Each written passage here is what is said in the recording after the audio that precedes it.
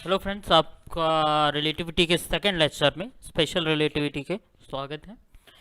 अपन यहाँ पे डायनेमिक्स की प्रॉब्लम करेंगे। पहले अपन काइनेमेटिक्स की किया था पिछले लेक्चर में। अपन यहाँ पे डायनेमिक्स की करेंगे, ठीक है। तो पहले अपन फॉर्मूले वगैरह जैसे उसमें डिस्कस किए थे, वैसे डायनेमिक्स से इस पर भी डिस्कस कर लेंगे। तो फर्स्ट से चालू करते हैं।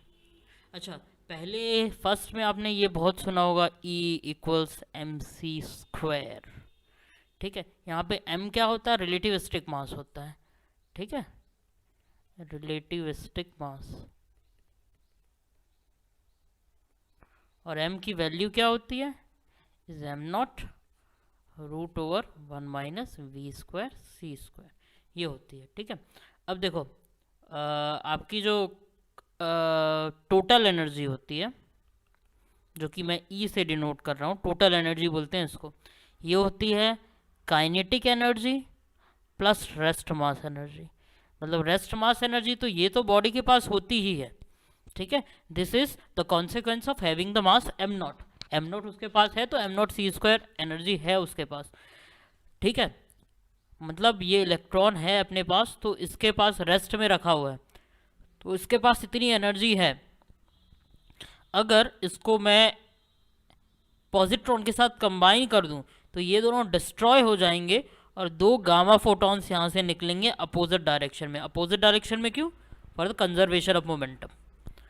ठीक है, तो ये m0c² जो ये कितनी एनर्जी यहाँ पे डिस्ट्रॉय हुई? यहाँ पे 2m0 ऑफ c² एनर्जी जो है ख़त्म हो गई, और यहाँ से जो है रेडिएशन निकला। ठीक है, मास तो पूरा डिस्ट्रॉय हो गया, क्योंकि रेडिएशन मास नहीं होता ना, फोटोन का मास नहीं होता। ओके, सो एनर्जी जो है kinetic energy plus m0c²। m0c² क्या? अपने मास की वजह से एनर्जी। और m0c² के ऊपर जितनी भी एनर्जी आती है वो काइनेटिक एनर्जी आती है। ठीक है, तो E टोटल एनर्जी जो है m0 √(1 - v²c² होती है into c², E = mc²। Kinetic energy plus rest mass energy होती है। तो ये आप ध्यान रखना, पहली चीज़ तो। ठीक है, ओके। दूसरा, इसमें हम मोमेंटम कैसे डिफाइन करते हैं? m0 √(1 - v²c², और ये v वेक्टर। और ये v क्या है? v इज नथिंग, बस मॉड ऑफ v का v है। ठीक है, ये नीचे वाला। ठीक है, ये पार्टिकल की वेलोसिटी है, नीचे ऊपर ये वेलोसिटी प्लस डायरेक्शन है, वेक्टर है। ठीक है, ये लीनियर मोमेंटम। कौन सी मोमेंटम? Linear momentum. ये लीनियर मोमेंटम का फॉर्मूला हो गया आपका। ओके, अब अपन नीचे आते हैं, तीसरी चीज कर लेते हैं। क्या क्या चीज़ें इनवेरिएंट रहती हैं? ठीक है, तो एक काम करो, वो थोड़ा बाद में करेंगे, पहले अपन देखते हैं फोटोन। फोटोन क्या होता है? स्पीड ऑफ लाइट से चलता है, लाइट है फोटोन, तो लाइट की स्पीड हर फ्रेम में c होती है, तो फोटोन कहीं भी किसी भी फ्रेम में रेस्ट में नहीं हो सकता, तो इसको अपन बोलते हैं रेस्ट मास ऑफ फोटोन 0 होता है। ठीक है, अब तुम ये देखो कि अगर रेस्ट मास 0 होगा। अच्छा, इससे पहले एक और चीज़ देखो, सिंगल पार्टिकल जो है, अगर इसका मास m0 है, ये कोई भी पार्टिकल है, मास m0 है, इसकी वेलोसिटी v है किसी फ्रेम में, ये s है। ठीक है, यहाँ से मैंने मेज़र किया और इसका रेस्ट मास m0 था, इसकी वेलोसिटी v है। ये एक सिंगल पार्टिकल है। ठीक है, इंट्रैक्शन अमॉन्ग पार्टिकल डील नहीं कर रहे हैं अपन, सिंगल पार्टिकल। तो इस केस में E² - p²c², ये जो है m0² c4 के इक्वल होता है फॉर अ सिंगल पार्टिकल।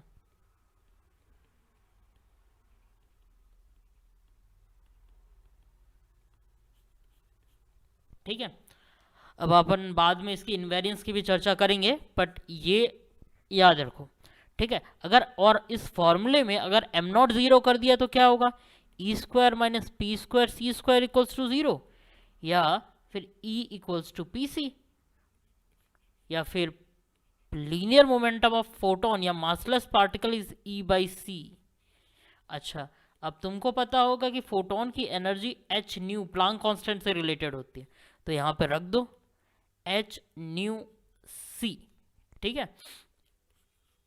और सी क्या होती है, लैम्डा नहीं होती है, फिर यहाँ पे रख दो तो पी जो है h बाई लैम्डा आ जाएगा, ठीक है। This is true for photon, in fact this is true for any material particle, कोई भी मटेरियल पार्टिकल है, this is true for material particle अगर मोर प्रिसाइसली बोलें तो, ठीक है। फिर जो भी है फोटोन की आपको मोमेंटम ऐसे निकाल सकते हैं अपन, ओके ओके, ठीक है। तो ये तो पहली चीज़, एक और चीज़ हो गई। अब कुछ चीज़ें जो इनवेरिएंट रहती हैं उनकी चर्चा कर लेते हैं। इनवेरिएंट का रहने का मतलब क्या है, ये एक एस फ्रेम है और ये अपनी एस डैश फ्रेम है। अगर मैं यहाँ से बैठ के किसी चीज़ को मेज़र करूँ तो मेरे को मान लेते हैं उसकी वैल्यू, न्यूमेरिकल वैल्यू ए आई, और यहाँ से बैठ के मैं उसी चीज़ को मेज़र करूँ और उसकी भी न्यूमेरिकल वैल्यू ए आ जाए, तो मैं बोलूँगा मैंने जिस चीज़ को मेज़र किया वो फ्रेम के रिस्पेक्ट में इनवेरिएंट है। मैं फ्रेम चेंज कर रहा हूँ तो वो इनवेरिएंट हो जा रही है। वन सच क्वांटिटी क्या है, स्पीड ऑफ लाइट है सी। मैं यहाँ से मेज़र करूँ या यहाँ से मेज़र करूँ, हमेशा सी आती है, इनवेरिएंट, ठीक है। दूसरी क्वांटिटी अपन देखते हैं, इसको अपन पोजीशन वेक्टर बोलते हैं, four vector, four position vector, और उसका मैग्नीट्यूड जो है, ठीक है, पोजीशन वेक्टर फोर वेक्टर है और ये पोजीशन फोर वेक्टर डिस्कस कर रहा हूँ मैं, लिख देते हैं। इसका मैग्नीट्यूड जो है इनवेरिएंट रहता है, ठीक है। इसको दिखाते कैसे हैं, c t prime x prime y prime z prime, ठीक है। अच्छा, वेक्टर को डिनोट ऐसे ही करते हैं, एक मैट्रिक्स, ये vector under transformation give another vector, ठीक है। तो c t x y z, ठीक है। और ये होता है gamma minus beta gamma 0 0 minus beta gamma gamma 0 0 0 0 1 0 0 0 0 1।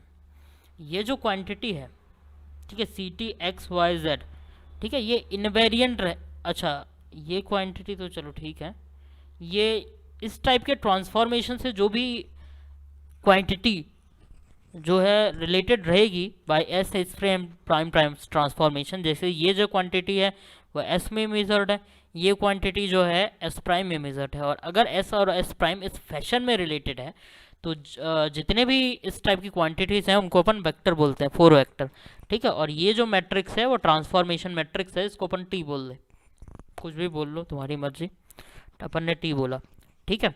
तो इसको अपन फोर वेक्टर बोलते हैं। और उसका मैग्नीट्यूड अपन डिफाइन कैसे करते हैं, इसका मैग्नीट्यूड अपन डिफाइन करते हैं minus C square T square plus X square plus Y square plus Z square, ये मैग्नीट्यूड डिफाइन है। पहले जो क्वांटिटी है इसमें माइनस लगा दो, बाकी को सब स्क्वायर करके ऐड कर दो, ठीक है।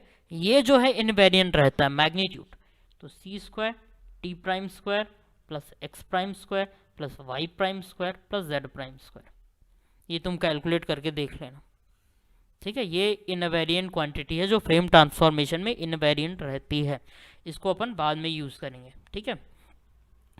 दूसरी सच क्वांटिटी क्या है, एक और मैं वेक्टर बना लूँ ऐसे तो, ठीक है, ऐसे ट्रांसफॉर्मेशन करके मैं एक और वेक्टर बनाता हूँ और इसको मोमेंटम वेक्टर बोलते हैं अपन, four momentum vector, momentum four vector. And ये होता है E prime by C P x prime P Y prime P Z prime, ये अपना वही वाला टी मैट्रिक्स, और E by C P X P Y P Z. और इसका भी मैग्नीट्यूड अगर ये मतलब उसी वेक्टर स्पेस से है तो उसका भी सारी प्रॉपर्टी फॉलो होंगी, मतलब माइनस, पहले में minus e prime square divided by C square, ठीक है, plus p x prime square plus p Y prime square plus p Z prime square equals to e square by C square plus minus, ठीक है, p x square plus p y square plus p z square. अच्छा, इसको बोलने का एक और तरीका है, ठीक है, ये तो इनवेरिएंट रहेगा, ओके मान लिया फ्रेम ट्रांसफॉर्मेशन में, ठीक है। अच्छा ये माइनस ई प्राइम स्क्वायर सी स्क्वायर, ये क्या है? ये मोमेंटम का मैग्नीट्यूड है और उसका स्क्वायर है। मोमेंटम का मैग्नीट्यूड कैसे होगा? ये होगा ना p x square plus p y square plus p z square, तो ये उसका स्क्वायर है, ठीक है। तो अपन इसको पी स्क्वायर लिख देते हैं प्राइम में, वैसे ही माइनस ई स्क्वायर सी स्क्वायर और ये पी स्क्वायर बन गया, ठीक है। अब तुम एक चीज़ और नोटिस करो कि एक्सटर्नल फोर्स नहीं लगाते, तो ये तो फ्रेम ट्रांसफॉर्मेशन में हुआ, तो फ्रेम जब मैं इसे ट्रांसफॉर्म करूंगा तो एस से एस प्राइम ये क्वांटिटी जो है इनवेरिएंट रहेगी। अगर सिमिलर फ्रेम में ट्राई करो तो सिमिलर फ्रेम में अगर कोई ऑब्जेक्ट रखा हुआ है, मैं यहाँ से हमेशा देख रहा हूँ उसको, अगर इस पर कोई एक्सटर्नल फोर्स नहीं लग रही, ठीक है, तो उसकी एनर्जी कंजर्व रहेगी और उसकी मोमेंटम भी कंजर्व रहेगी। तो सेम फ्रेम में भी ये वैलिड कर रहा है कि E square by C square plus P square constant होगा, और फ्रेम जब मैं ट्रांसफॉर्म कर दूँ तब भी ये सेम होगा, ठीक है। तो अपन अगर सेम फ्रेम में काम करें या फ्रेम को ट्रांसफॉर्म कर लें, ये जो क्वांटिटी है ये हमेशा कांस्टेंट रहती है, e square minus P square सी स्क्वायर, ठीक है, ये तुम याद रखना, ठीक है, ओके। अच्छा अब एक और चीज़ देखो, ये तो सिंगल पार्टिकल के लिए था, अगर नंबर ऑफ पार्टिकल हो तो ये ऐसे नंबर ऑफ पार्टिकल हो जो एक दूसरे से इंटरेक्ट कर रहे हो और कुछ ना हो तब भी ई, अच्छा ये क्वांटिटी कांस्टेंट रहती है, मैंने कहा ना, ये क्वांटिटी सिंगल पार्टिकल के लिए क्या होती है? E square minus P square सी स्क्वायर, हमने अभी देखा m not square c four होती है सिंगल पार्टिकल के, पर अगर मल्टीपल पार्टिकल्स हो तो क्या होगा? तब ई टोटल का square minus p total, total momentum of a system square divided into c square, ये कांस्टेंट रहेगा, पर ये इसके इक्वल नहीं होगा, कुछ और आएगा पर कुछ कांस्टेंट आएगा, ठीक है, ये याद रखना, ये सिंगल पार्टिकल के लिए सिर्फ वैलिड है, ठीक है। तो ये इस टाइप के फॉर्मूले अपन ने देखे। अच्छा एक और चीज़ जनरली यूज़ होती है कि कहाँ अपन स्पेशल रिलेटिविटी को यूज़ करना है और कहाँ पे यूज़ नहीं करना है, कहाँ पे न्यूटोनियन मैकेनिक्स से ही आपका काम चल जाएगा, ठीक है। स्पेशल रिलेटिविटी चलाने की ज़रूरत नहीं है आपको, यानी कॉम्प्लेक्स फार्मूले यूज़ करने की ज़रूरत नहीं है, अपन जैसे न्यूटन से करते आए हैं वैसे ही कर सकते हैं, अगर आप कोई भी सफेस्टिकेटेड एक्सपेरिमेंट नहीं कर रहे हैं कि मतलब आपका लीस्ट काउंट इतना छोटा नहीं, ठीक है। तो अपन ने टोटल एनर्जी क्या लिखी थी? अपन ने टोटल एनर्जी लिखी थी kinetic energy plus m not c square, ठीक है। अब पहला केस ये देखो कि काइनेटिक एनर्जी जब बहुत कम हो एम नॉट सी स्क्वायर से, फॉर एग्जांपल जैसे ये दो प्लेट्स हैं, इनके बीच 100 इलेक्ट्रॉन वोल्ट का पोटेंशियल डिफरेंस है, 100 वोल्ट का पोटेंशियल डिफरेंस है, ठीक है। तो अपन क्या करना है, यहाँ पे एक इलेक्ट्रॉन है that is at rest, okay.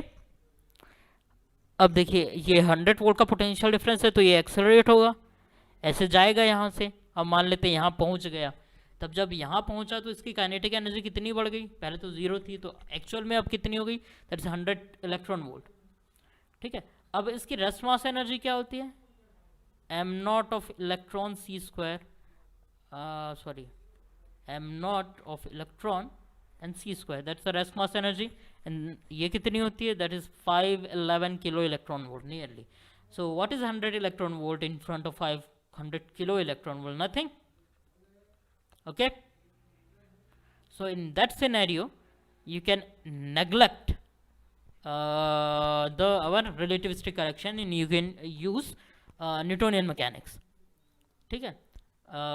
दूसरा इसका ये भी देख सकते हो कि हमने एक और फॉर्म, अगर काइनेटिक एनर्जी जो है काइनेटिक एनर्जी जो है if they are equivalent to m naught c square then you can definitely have to use, आपको यूज़ करना पड़ेगा रिलेटिविस्टिक्स का, ठीक है। अब अपन सेकंड काइंड ऑफ फॉर्मूले जो अपन ने देखे थे मोमेंटम वाले, तो अपन ने क्या कहा था? E is root over p square C square plus m not square c four, तो इसमें भी सेम कहानी है, if p c is less than m not c square, आपको क्या यूज़ करना है, आपको न्यूटोनियन यूज़ कर सकते हो आप, कोई दिक्कत नहीं है। बट इफ़ अगर p c is equivalent to m not c square तो आपको रिलेटिविस्टिक करेक्शन को आपको यूज़ करना पड़ेगा, ठीक है। ओके, तो ये तो हुई बात फॉर्मूलेज वगैरह की, ठीक है। अब बाकी देन एंड देयर अपन देखते हैं, ठीक है। तो ये कुछ क्वेश्चंस हैं, ओके, अपन एक एक करके देखते हैं। फर्स्ट पे आते हैं, ठीक है। So first question saying that a relativistic particle of rest mass m naught is moving with a speed v. The value of v at which kinetic energy is equals to the rest mass energy, ठीक है। तो अपना total energy अपन ने क्या कहा था, kinetic energy plus rest mass energy, ठीक है। तो if you have energy E and kinetic energy is equivalent to rest mass energy, तो आपके पास ये क्या आएगा 2m0c², and what is m is defined √1 minus v² c² into c², ठीक है। ये आ गया आपके पास एक इक्वेशन, यहाँ से आप सॉल्व कर सकते हो, ठीक है। आप ये कैंसिल हो गया, इसको स्क्वायर कर दो तो क्या आएगा 1 माइनस v² c², ये हो जाएगा 1/4, ठीक है। v² c² 1 माइनस 1/4, सो v आ जाएगा √3/2c, ठीक है। इसमें तो कोई दिक्कत ही नहीं है, ये तो बहुत इजी क्वेश्चन है, ठीक है। अच्छा, तो मैंने सेकेंड क्वेश्चन में स्पेस लाइक टाइम लाइक की बात की है, तो अपन इसको डिस्क्राइब कर लेते हैं, ये होता क्या भैया, ठीक है। तो अपन ये देखते हैं। अच्छा, तो तुम ये देखो, पहले तो अपन बात करेंगे टाइम लाइक। हमने क्या बोला था, हमने बोला था कि जो अपना ये है c t x y z एक 4 वेक्टर फॉर्म करता है, उसका मैग्नीट्यूड हमेशा इनवेरिएंट रहता है। तो मान लेते हैं इवेंट 1 है, इसका 4 वेक्टर ये है, इवेंट 2 है t1 x1, इसका 4 वेक्टर क्या होगा सी t2 x2 y2 z2, इन दोनों को सब्सट्रैक्ट कर दूंगा मैं, ठीक है। डेल्टा अगर मैं डिफाइन करूँ इनका सब्सट्रैक्ट करना, तो t1 minus t2 x1 minus x2 y1 minus y2 z1 minus z2। अगर ये दोनों 4 वेक्टर थे, अगर ये भी 4 वेक्टर था, ये भी 4 वेक्टर है, तो दोनों को 4 वेक्टर को सब्सट्रैक्ट करके भी एक 4 वेक्टर आएगा, ठीक है। तो इसका मैग्नीट्यूड भी इनवेरिएंट रहेगा, तो इसका मैग्नीट्यूड कैसे लिखूंगा मैं, c² t1 माइनस t2 का square plus delta x² delta y² and plus delta z², ठीक है। ये भी इनवेरिएंट होगा, इनवेरिएंट, ठीक है।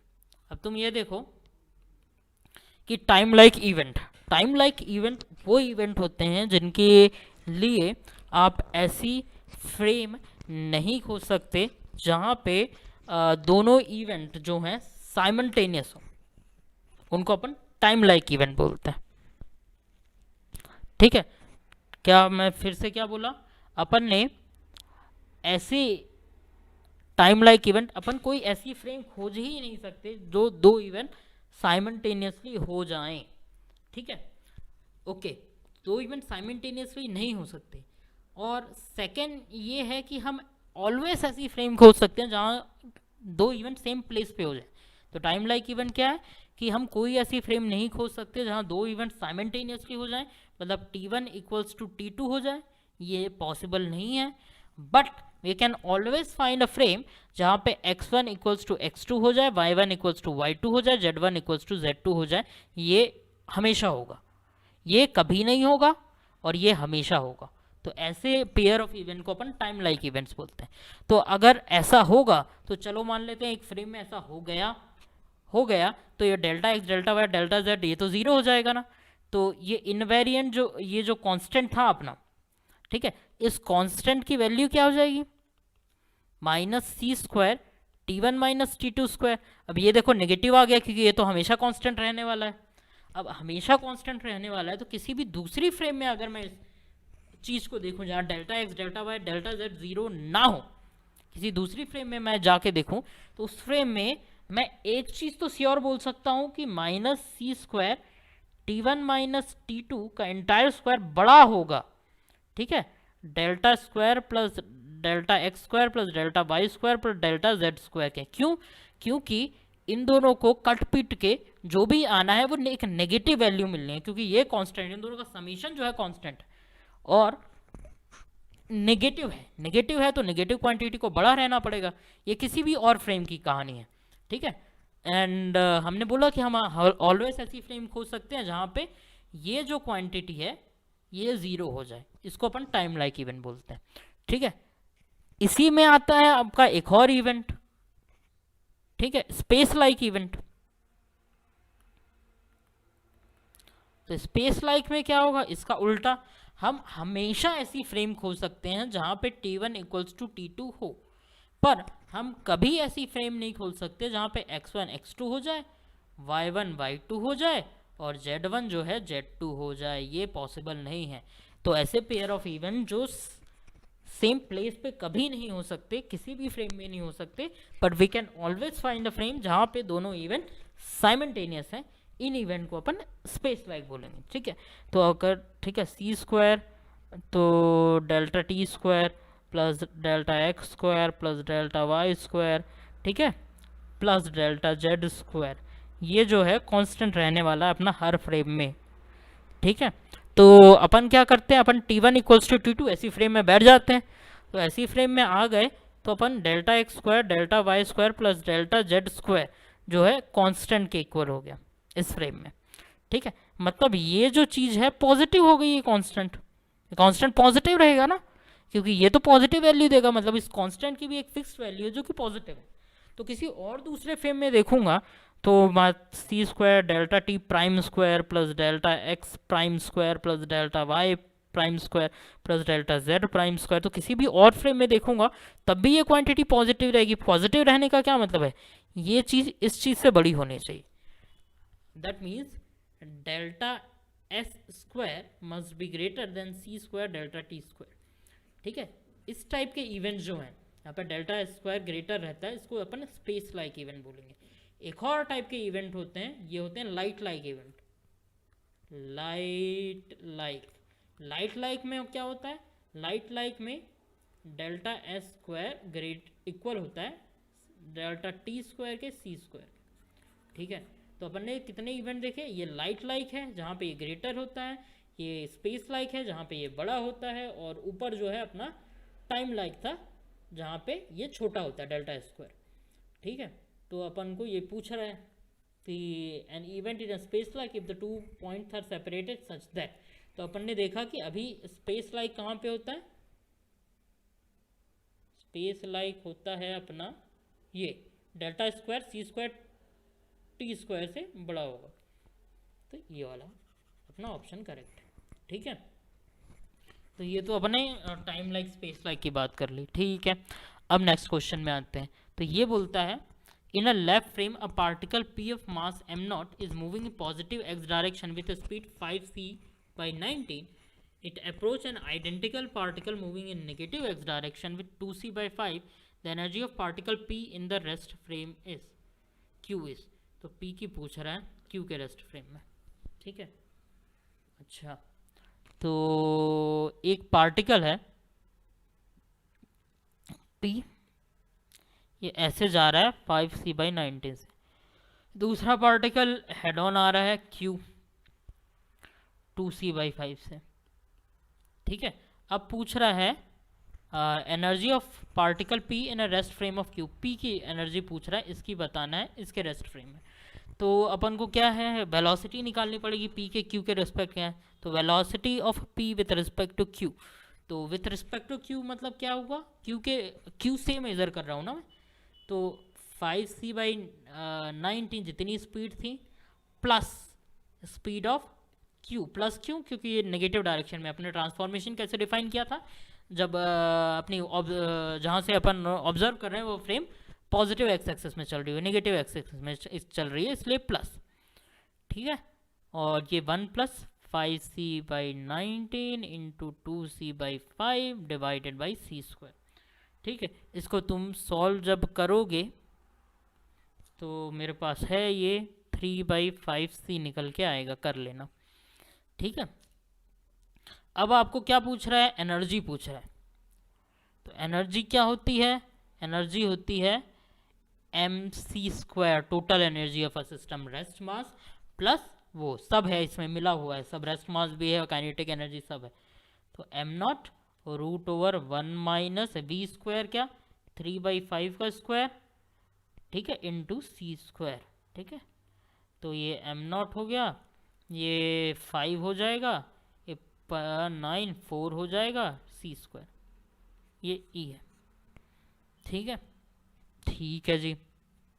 तो ये कौन सा क्वेश्चन था, अपना तीसरा क्वेश्चन था। ओके, सेकेंड फोर्थ है, the mass of a moving particle is 2m0/√3 where m0 is the rest mass, the linear momentum of a particle is. Okay, mass क्या दिया है, मास इसने दिया है कितना था, 2m0/√3, 2m0/√3 ये मास दिया।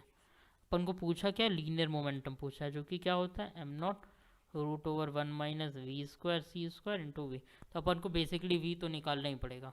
तो m क्या होता है, रिलेटिविस्टिक मास m0√1 माइनस v² c², ये अपन को दिया 2m0/√3। ठीक है, तो m0 गया, √1 माइनस v² c² की वैल्यू क्या है, √3/2। इसको ध्यान रखो, इसको यूज़ करेंगे अपन यहाँ पे, पर v की भी ज़रूरत है तो उसको सॉल्व भी करना पड़ेगा। तो खोलो ब्रैकेट, 1 माइनस v² c² 3/4, और v² c² क्या हुआ 1 माइनस 3/4, तो ये हो जाएगा 1/4। तो v/c क्या हुआ यहाँ से, v/c यहाँ से हुआ हाफ, और वेलोसिटी हुई c/2। ठीक है, ओके, बहुत बढ़िया, ये तो वेलोसिटी हो गई। ठीक है, तो अपन ने मोमेंटम कैसे निकालना है, मोमेंटम होता है m0, वेलोसिटी c/2 है, और अपन ने क्या बोला था, ध्यान रखो किसको, इसको √3/2। तो मोमेंटम हो गया m0 c/2 इंटू √3/2, तो मोमेंटम हो गया m0 c डिवाइडेड बाई √3। ठीक है, तो ये तो बहुत कोई भारी क्वेश्चंस नहीं है, बस तुमको फॉर्मूला अच्छे से यूज़ करना आना चाहिए।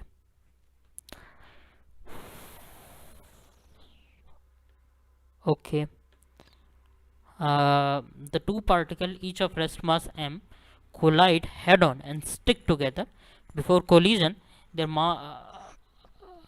each has a mass m0। ठीक है, एंड 0.6 c से जा रहे हैं। ओके, तो फिफ्थ है, तो फिफ्थ क्वेश्चन क्या बोलता है, यहाँ सॉल्व कर रहा हूँ मैं। दो पार्टिकल हैं, ये आ रहे हैं, ठीक है, m0 m दोनों का रेस्ट मास है, ठीक है, और दोनों की स्पीड 0.6 c है। ठीक है, अच्छा वो दिया नहीं होता कि पार्टिकल कैसे आ रहे हैं, तो भी तुमको पता होता, क्योंकि पार्टिकल ऐसे ही आ रहे हैं, क्योंकि उसने बोला कि हेड ऑन कोलिजन के बाद रेस्ट पे आ गया पार्टिकल, ऐसा कुछ बोला है ना।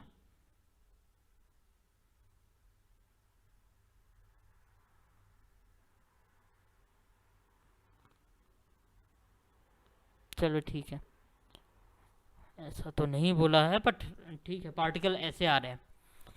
ठीक है, अब ये कोलिजन के बाद क्या सिचुएशन है, ये एक बड़ा मास बन गया जिसका मास m है, और ये रेस्ट पे है। रेस्ट पे क्यों है, देखो यहाँ पे लीनियर मोमेंटम देखिए 0 है, तो यहाँ पे भी लीनियर मोमेंटम 0 रहना पड़ेगा, कंजर्व रहता है इन expense of any external force.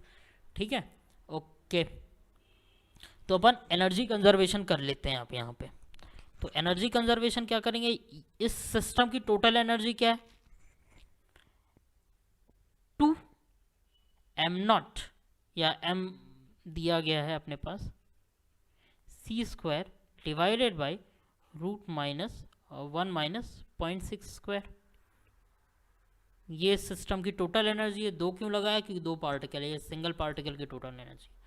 Equals to इसकी टोटल एनर्जी जो कि mc² ही है, ठीक है। ये मूव नहीं कर रहा है, ये टोटल इसकी रेस्ट मास एनर्जी ही है, मूव नहीं कर रहा है तो काइनेटिक एनर्जी 0 है, वेलोसिटी 0 है, ठीक है। अब यहाँ से अपन m निकाल सकते हैं, मास निकाल सकते हैं, तो c² कैंसिल हो गया, 2m, ठीक है। अब ये क्या होता है 1 माइनस 36/100, ठीक है, तो ये 8/10 होगा, 2m, ठीक है। 36 64 का 8 इंटू 10, ठीक है, ये 4 और ये 5 और ये 2, सो इट्स 5/2m, ये होगा कैपिटल M, ठीक है। तो मास चेंज हो गया, देखिए ऑब्जेक्ट का दो मास अलग, अच्छा ये जो मास है 5/2m, ये देखो दोनों के मास के सम से ज़्यादा है, ये क्या 2.5 है, ये जो मास है टोटल इंटेंसिटी का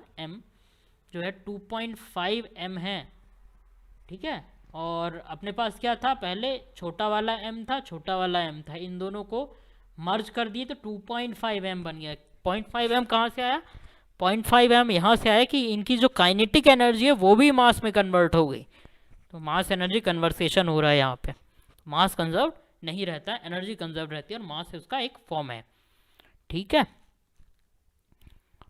तो ये हो गया। सिक्स्थ में आते हैं, the light beam is propagating through a block of glass with A reflective index n, if the glass is moving at a constant velocity v in the same direction as the beam, the velocity of light in a glass block as measured by the observer in the lab approximately, ठीक है। ये ऐसा बोल रहा है कि ये एक ग्लास है, ठीक है, मान लो ये रेस्ट पे रखा हुआ है अभी और यहाँ पे लाइट चल रही है, तो तुमको पता है अगर ग्लास की रिफ्रैक्टिव इंडेक्स n है तो speed of light in glass क्या होगी, c/n होगी, ठीक है। मान लो ये रेस्ट पे रखा था, ये सब चक्कर चल रहा था इसमें, आपने बोला ठीक है c/n है, अब ये v वेलोसिटी से मूव करने लगा, क्या ग्लास मूव कर रहा है, तो ग्लास के फ्रेम में तो अभी भी लाइट की स्पीड c/n ही होगी, क्योंकि ग्लास के फ्रेम में तो अभी भी ये रेस्ट पे ही रखा हुआ है ना, मान लेते हैं ये वाला फ्रेम है, ये v वेलोसिटी से मूव करने लगा, तो इस वाले फ्रेम के रिस्पेक्ट में तो c/n अभी भी लाइट की स्पीड ग्लास के अंदर ही है, ठीक है। अब दूसरा ऑब्जर्वर है जो इस लाइट को देख रहा है, जो कि रेस्ट पे है, या बोला जाए जिसके रिस्पेक्ट में ये फ्रेम v वेलोसिटी से राइट में ट्रैवल कर रही है, ठीक है। अब मेरे को पूछा जाए कि भाई तू बता कि वेलोसिटी क्या है लाइट की, तो ये क्वेश्चन है मेरा, ठीक है। तो अपन को इन्वर्स यूज़ करना है लॉरेंज यहाँ पे, क्योंकि लॉरेंज में क्या होता है, मेरे रिस्पेक्ट में मेरे को इसकी वेलोसिटी पता होती है, मेरे रिस्पेक्ट में मेरे को फ्रेम की वेलोसिटी पता होती है, और v के रिस्पेक्ट में मेरे को इसकी वेलोसिटी, यहाँ पे उल्टा है, यहाँ पे जो फ्रेम है जो चल रही है उसके रिस्पेक्ट पे मेरे को लाइट की वेलोसिटी पता है, ठीक है। तो मैं ux निकालना चाहता हूँ, तो ये आएगा ux prime plus v 1 plus ux prime v divided by c², ठीक है। तो ux प्राइम क्या है, c/n है, वेलोसिटी क्या है, v है फ्रेम की, ठीक है, 1 plus c/n into v divided by c², ux c/n plus v 1 plus c से गया b एंड c, ठीक है। इसको आप काम करो, c/n बाहर निकाल लो, तो ये आएगा 1 plus n v c divided by 1 plus v n and c। अच्छा, इसको अगर मैं v में एक्सपेंड करूं, सेम चीज़ को अगर मैं v में एक्सपेंड करूं तो ये कुछ ऐसा बनेगा कि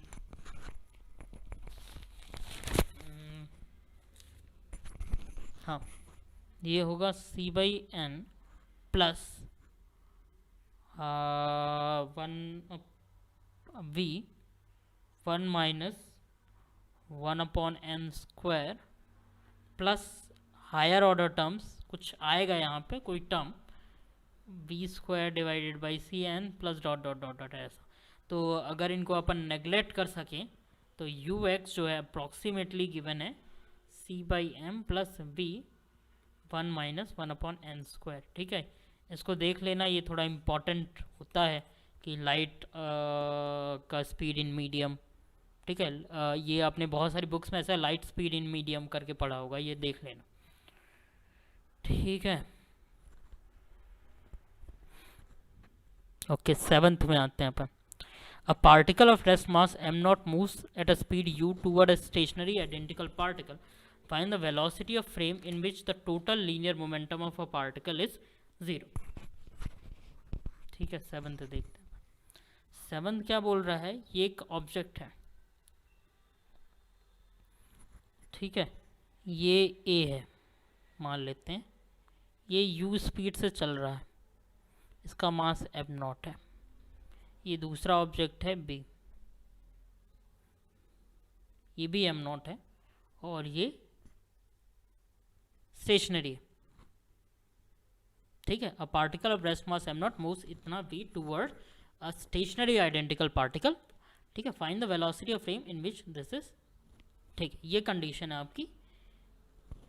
ओके, ये ऑब्जर्वर देख रहा है यहाँ पे, ये कंडीशन दिख रही है। तो अपन को ऐसी फ्रेम खोजनी है जहाँ पे linear momentum of system zero हो।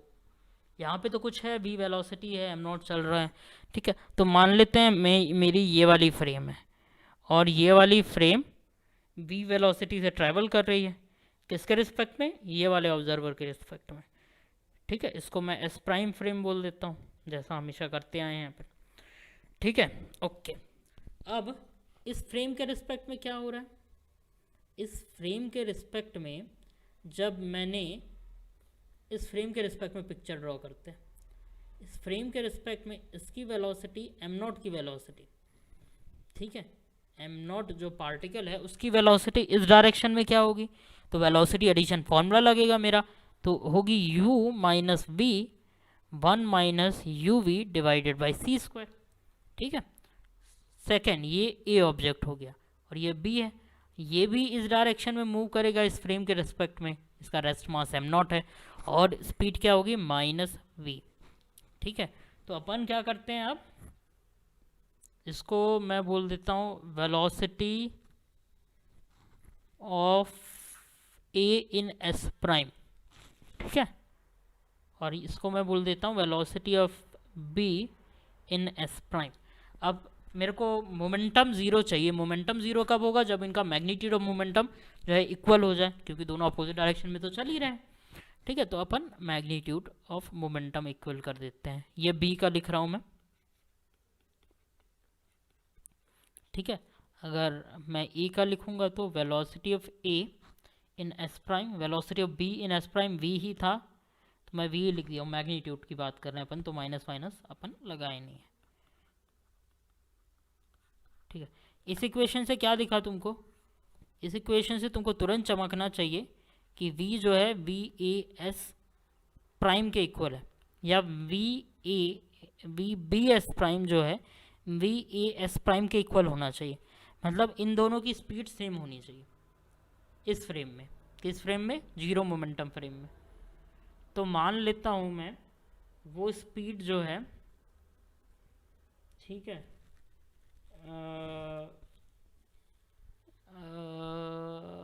मैं क्या मानूँ उसको, u प्राइम मान लेते हैं और ये भी u प्राइम है, ठीक है। अब दोनों की स्पीड सेम होने का क्या मतलब है, दोनों की स्पीड सेम होने का मतलब है आप इनको इक्वेट कर दो, ठीक है, u minus v 1 minus u v divided by C square, ठीक है। अब इसको अपन को सॉल्व करना है, ठीक है। तो इसको अगर सॉल्व करो, क्वाड्रेटिक इक्वेशन बनाओगे तो आ जाएगा u v square minus 2c square v plus u c square equals to 0।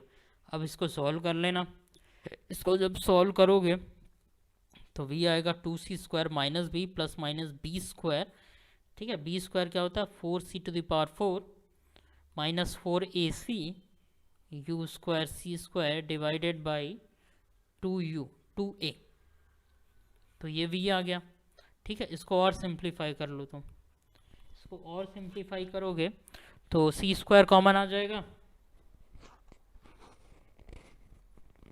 2 cut जाएगा, तो ये बचा C square plus minus root over C to the power 4 minus U square C square divided by you.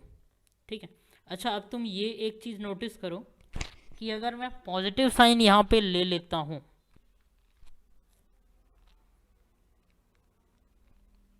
तो ये u तो speed of particle थी जो c से ज़्यादा नहीं हो सकती। अगर मैं पॉजिटिव साइन यहाँ पे ले लेता हूँ तो C square minus U square सी स्क्वायर, ये जो क्वांटिटी है एक पॉजिटिव क्वांटिटी निकल के आएगी। अब C square plus something divided by U, ये क्वांटिटी खुद c से ग्रेटर हो जाएगी। तो ये तो दिक्कत है कि मेरा v जो है वो c से बड़ा आ गया, दिक्कत है। ठीक है, तो प्लस साइन तो यहीं से नेग्लेक्ट हो गया, तो v जो है वो C square minus U square C to the power 4 divided by U, ये होगी। अच्छा, इस फ्रेम में क्या होगी, पार्टिकल जो है उसकी मोमेंटम ज़ीरो होगी। तो अपन इस टाइप की फ्रेम को ज़ीरो मोमेंटम फ्रेम बोलते हैं। ये बहुत यूज़ में आता है, तुम कहीं न्यूमेरिकल करोगे 2-4 किताब में कहीं पे तो तुमको ये दिखेगा कि इसको ज़ीरो मोमेंटम फ्रेम बोलते हैं, पहली चीज़। दूसरी चीज़ कि इसके रिस्पेक्ट पे मोमेंटम ज़ीरो होता है, ये तो है ही है। दूसरी चीज़, इसका क्लासिकल एनालॉग क्या है?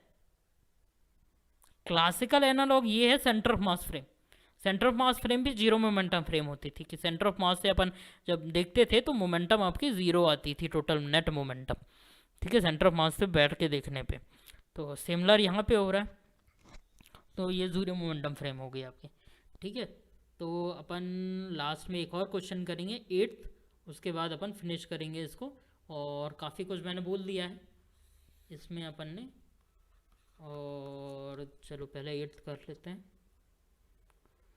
तो 8th क्या है, टू फोटॉन्स नहीं so protons moves toward each other with the same speed u and collide.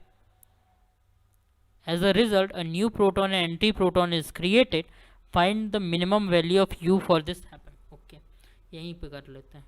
दो प्रोटॉन्स हैं, एक दूसरे की तरफ आ रहे हैं विद स्पीड u, इनका कुछ रेस्ट मास होगा। ये कोलाइड होने के बाद क्या हुए, कोलाइड हो गए। ठीक है, और new proton and antiproton are created. Okay, मतलब 4 पार्टिकल बन गए। ये प्रोटॉन है, ये प्रोटॉन है, ये भी प्रोटॉन है, और ये एंटी प्रोटॉन। अगर ये प्लस बोलूँ तो ये माइनस है। ठीक है, एंटी प्रोटॉन है। ठीक है, तो ये 4 पार्टिकल क्रिएट हो गए 2 प्रोटॉन्स के कोलिजन से। ये पॉजिटिव था, ये पॉजिटिव है। ठीक है, तो अच्छा, अब इनका भी रेस्ट मास m0 होगा, और आपको मिनिमम एनर्जी खोजनी है। मिनिमम एनर्जी कब होती है कि पार्टिकल की सिर्फ रेस्ट मास एनर्जी हो, पार्टिकल मूव ना कर रहे हो, ये फाइनल कोलिजन में जो टोटल एनर्जी अपनी है वो सिर्फ और सिर्फ पार्टिकल बनाने में यूज़ हो गई हो, जो जितनी काइनेटिक एनर्जी है। देखो यहाँ पे क्या है, एक पार्टिकल है m0 मास का, एक पार्टिकल है m0 मास का, यहाँ पे भी एक पार्टिकल है m0 मास का, यहाँ पे भी एक पार्टिकल है m0 मास का। ठीक है, तो इसमें तो कोई दिक्कत नहीं है। तो जो एक्स्ट्रा पार्टिकल क्रिएट हुए वो इस काइनेटिक एनर्जी से क्रिएट होंगे, ये जो 2 पार्टिकल कैरी कर रहे हैं। ठीक है, इतना समझ में आना चाहिए।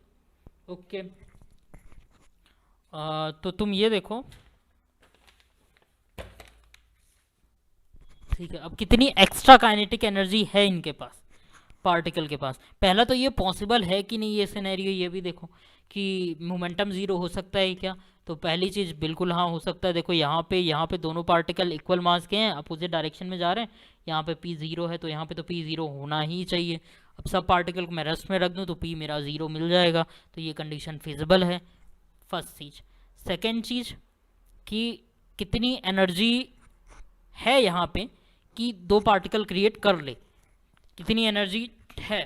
ठीक है, तो रेस्ट मास एनर्जी तो रेस्ट मास ही रही, बाकी 2 पार्टिकल क्रिएट हो गए। ठीक है,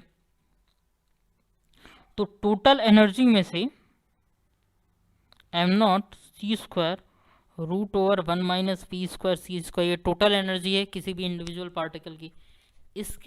मैं इसकी रेस्ट एनर्जी को निकाल लूँ तो क्या बचेगा, काइनेटिक एनर्जी बचेगा इस पार्टिकल का, किसी भी पार्टिकल का, इन दोनों में से।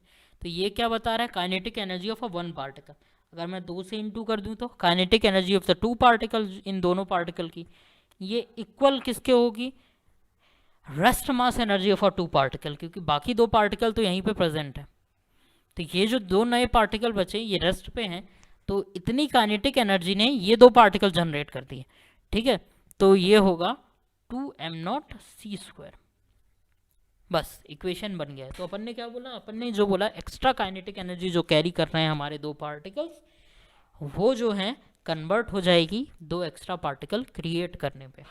ठीक है, क्योंकि रेस्ट मास एनर्जी तो है ही, बाकी 2 पार्टिकल तो हैं ही अपने पास, तो जो एक्स्ट्रा काइनेटिक एनर्जी कैरी कर रहे थे वो 2 नए पार्टिकल बना दिए।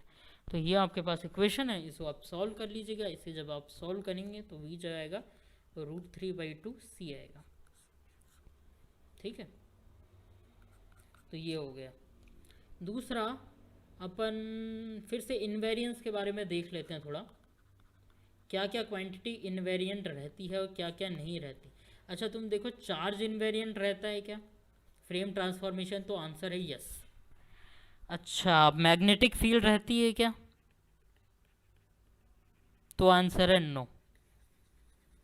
मैग्नेटिक फील्ड जो है, जैसे कॉम्बिनेशन ऑफ इलेक्ट्रोमैग्नेटिक फील्ड होता है, तो एक फ्रेम में मेरे को प्योर मैग्नेटिक फील्ड देख सकती है, अगर मैं उसी को दूसरे फ्रेम से देखूं तो वो मेरे को प्योर इलेक्ट्रिक फील्ड देख सकती है। तो magnetic field and electric field ये दोनों के दोनों इनवेरिएंट नहीं है, और इनका जो कॉम्बिनेशन जब अपन बोलते हैं इलेक्ट्रोमैग्नेटिक फील्ड,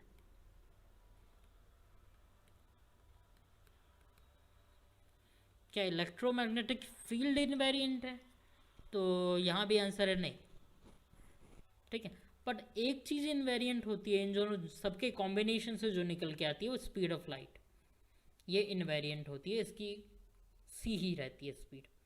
ठीक है, दूसरा वॉल्यूम आपका इनवेरिएंट नहीं रहता, आपका एरिया इनवेरिएंट नहीं रहता, आपका लेंथ इनवेरिएंट नहीं रहता, फ्रेम चेंज करोगे सब चेंज हो जाएगा। आपका चार्ज डेंसिटी रहता है क्या, तो चार्ज डेंसिटी क्या रहता है, चार्ज डिवाइडेड बाय एरिया हो सकता है, लेंथ हो सकता है, या वॉल्यूम हो सकता है। तो लेंथ एरिया वॉल्यूम तो चेंज हो रहा है, तो चार्ज डेंसिटी भी इन्वेरिएंट नहीं है, क्योंकि क्यू तो इन्वेरिएंट है पर ये ए एल और वी इन्वेरिएंट नहीं है, तो चार्ज डेंसिटी भी इन्वेरिएंट नहीं है। ठीक है, तो ये सब चीज़ें हैं। बाकी आपका 4 वेक्टर्स इन्वेरिएंट रहते हैं। 4 वेक्टर्स, हमने कितने 4 वेक्टर डिफाइन किए थे, पोजीशन 4 वेक्टर्स थे अपने पास, और अपने पास क्या थे, मोमेंटम 4 वेक्टर थे अपने पास, तो ये सब इन्वेरिएंट रहते हैं। E² - P² C² ये इन्वेरिएंट रहता है, तो ये ध्यान रखना तुम। बाकी इस बेसिस पे आप क्वेश्चन करते जाइएगा, और कुछ ज़्यादा तो है नहीं यहाँ पे, आपको इजी क्वेश्चन ही मिलेंगे जैम में। बाकी आप असाइनमेंट सॉल्व कीजिए, और बुक्स हैं बहुत सारी उनसे सॉल्व कीजिए, और आपको इससे ज़्यादा कुछ नहीं मिलेगा कहीं पे। ठीक है, तो थैंक यू, अगले लेक्चर में मिलते हैं।